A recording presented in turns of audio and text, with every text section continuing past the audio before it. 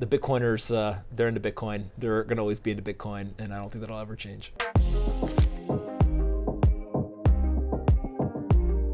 I am here with Anthony Pompiliano, known to his fans as Pomp.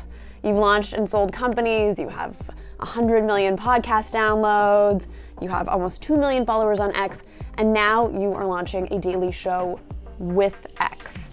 This isn't the first time that we've seen social media companies try and get into original content. How are they approaching it differently this time, you think, than they did previously or than other social media networks did? I think a lot of social platforms, they've done what they thought was the right thing, which is they've gone to people who created great content on other platforms, usually in different kind of content types. So if you go to somebody who's been a TV host for a long time, that doesn't necessarily translate to kind of digital native platforms like X. And so by coming to somebody like myself or a Khloe Kardashian, we are very digital native. We understand what is the content that works. We understand what is the language, the culture of these platforms. And so it kind of gives you a leg up on being able to do that. But it also helps that I've got a pretty large audience already on X of the exact type of people that they're trying to reach. And so I think that, while other platforms have had, some success and some failure, by going to the digital native, it's a very, very different approach. But I think that there's a place for this kind of exclusive content. And so also, I think that there's a place for opinion-based analysis. Now, what I do think is interesting about the opinion-based analysis is there's opinion kind of talking heads, and then there's opinion based on what you're doing in the market. And so one of the things that we've really benefited from is every time I go to talk about something, if I'm talking about something in a positive or negative light that is not reflected in our portfolio, people know, right? They can very quickly do it. And I meet people all the time and they say, what are you invested in right now? Yeah. And that tells you pretty much everything you need to know about how I'm thinking about the world.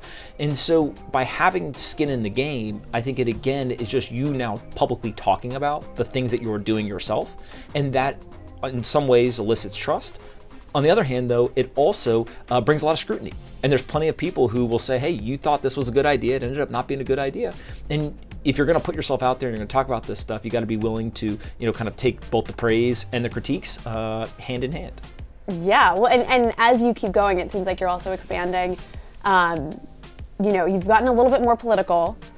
Well, the politics came for business and finance. Yeah, that's fair. I don't actually think that majority of people in business or finance wanted to talk about politics. I didn't want to, but when you see, just take the industries that we're directly involved with, kind of early stage technology, a lot of kind of innovative industries, cryptocurrency, et cetera, when every single day you're having a conversation and it seems like a founder is telling you that they personally were debanked, their company was debanked, they can't launch because there's a regulator somewhere.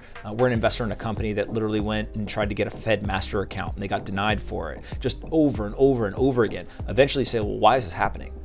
And so you begin to realize, wait a second, if we don't go and actually engage in this, then we're just going to get taken advantage of over and again. And I think that you saw a ton of industries go through this. And, there's everyone from like the Elon Musks who have become very public and kind of hardcore about it, all the way down to, frankly, every conversation I have with early stage founders. They're all talking about this. They're saying, I need to be able to operate my business. And the kind of bureaucratic apparatus started to infringe on that. And there's plenty of regulations or rules or things that are important and they're there for a reason. But there's also a lot of kind of nonsense that was going on. And so I do think that the kind of political wave that you're seeing in business and finance is much less like all of a sudden everyone woke up at one point and was like, let's go into politics. And it was much more about how do we evaluate what the risks are to our business and address them. And a huge risk was this kind of bureaucratic apparatus that really came for tech, business, finance, and people had to respond. Probably the most important thing the administration can do is not just in crypto, just generally, and they're doing this, we want technologists to be successful. Yeah.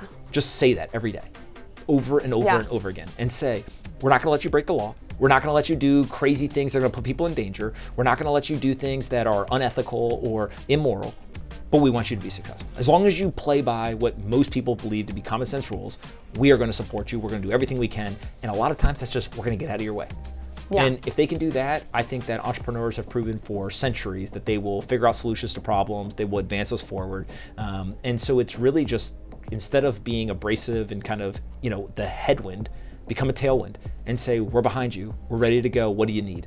And I think that if we can do that within those common sense frameworks, we're gonna end up in a much better place in 4 years.